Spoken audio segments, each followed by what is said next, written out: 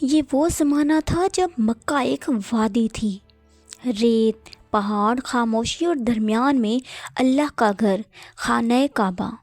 کوئی فوج نہیں، کوئی قلعہ نہیں، کوئی ہتھیار نہیں، بس ایک گھر جو رب کائنات کی امان میں تھا۔ ناظرین، یمن کی سرزمین پر ایک بادشاہ حکومت کرتا تھا۔ اس کا نام تھا ابراہا۔ اقتدار اور طاقت نے اس کے دل میں غرور بھر دیا تھا۔ ابراہا نے اعلان کیا کہ اب لوگ مکہ نہیں بلکہ میرے کلیسا کی طرف آئیں گے۔ میں نے عرب کا سب سے بڑا گرجا بنا دیا ہے، اب لوگ مکہ نہیں جائیں گے، ان کی سجدے گاہ بدل جائے گی۔ دنیا کو معلوم ہونا چاہیے کہ اب طاقت کا مرکز یمن ہے اور حاکم صرف ابراہا۔ عرب جانتے تھے کہ عبادت صرف عمارت کی نہیں بلکہ نسبت کی ہوتی ہے۔ اے بادشاہ، کعبہ صرف ایک عمارت نہیں، یہ ان کے ایمان کی جڑ ہے۔ تو پھر اس جڑ کو اکھاڑ دیا جائے گا۔ اے بادشاہ، عربوں نے تیرے گرجا کی توہین کی ہے۔ تو پھر سن لو، میں ان کے کعبہ کو زمین بوس کر دوں گا۔ تو پھر وہ دن آیا جب عرب کی زمین ہاتھیوں کے قدموں سے لرزنے لگی تھی۔ ہاتھی وہ جانور تھے جو عرب نے پہلے کبھی نہ دیکھے تھے۔ لشکر ہاتھیوں پر سوار تھا، لوہے میں ڈھکا ہوا، غرور میں ڈوبا ہوا تھا۔ جب یہ لشکر مکہ کے قریب پہنچا تو اس نے مکہ والوں کے اونٹ لوٹ لیے۔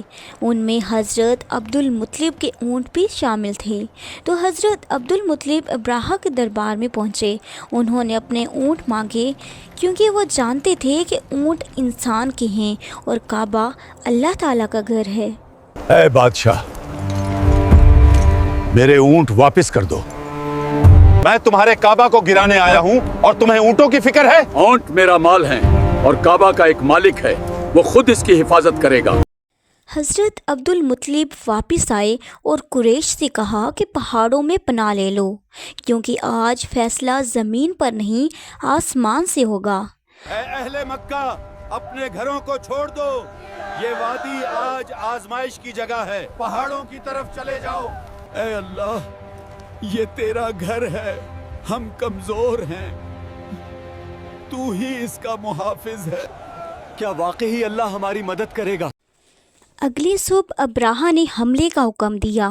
ہاتھی کو کعبہ کی طرف موڑا گیا مگر وہ رک گیا۔ کوڑے مارے گئے، تیر چبوائے گئے مگر وہ ایک قدم بھی آگے نہ بڑھا۔ جس طرف کعبہ تھا اگر اس طرف اس کو موڑا جاتا تو وہ بیٹھ جاتا اور یمن کی طرف کیا جاتا تو وہ فوراً سے اٹھ کھڑا ہوتا۔ اسی لمحے آسمان نے اپنا فیصلہ سنایا۔ یہ میرے سر میں پیرست ہو گیا، میری ہڈیاں دور سے پرندوں کے گھول نمودار ہوئے۔ یہ کوئی عام پرندے نہ تھے، یہ تھے ابابیل، اللہ کے حکم کے تابع، اور ہر پرندے کے پنجوں میں اور چونچ میں پکی ہوئی مٹی کے کنکر تھے۔ یہ کنکر جس پر بھی گرتے تھے اس کے جسم کو جلا دیتے تھے اور جسم میں پیوست ہو جاتے تھے۔ طاقتور فوج بھوسے کی طرح بکھر گئی، نہ ذرہ کام آئی، نہ ہاتھی اور نہ ہی لشکر۔ قرآن گواہی دیتا ہے کہ پس اللہ نے انہیں کھائے ہوئے بھوسے کی طرح کر دیا۔ یہ جنگ نہیں، یہ قہر ہے۔ یہ کس کا انتقام ہے؟ ان کی چونچوں میں پتھر ہیں، ان کے پنجوں میں آگ ہے۔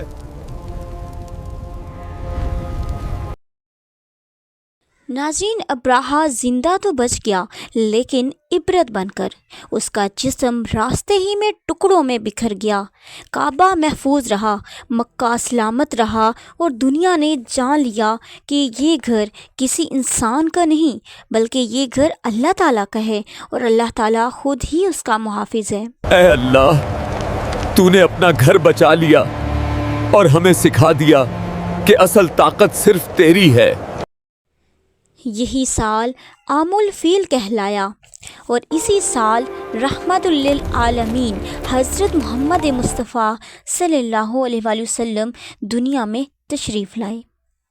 یہ واقعہ صرف تاریخ نہیں، یہ اعلان ہے کہ جو اللہ کے گھر کے مقابل آئے وہ چاہے کتنی ہی طاقتور وہ چاہے کتنا ہی طاقتور کیوں نہ ہو آخرکار بھوسے کی طرح مٹ جاتا ہے۔ تو ناظرین، یہ تھی میری آج کی ویڈیو۔ اس طرح کی مزید ویڈیوز دیکھنے کے لیے میرے چینل کو سبسکرائب کر لیں، ویڈیو کو لائک اور شیئر کرنا مت بھولیں۔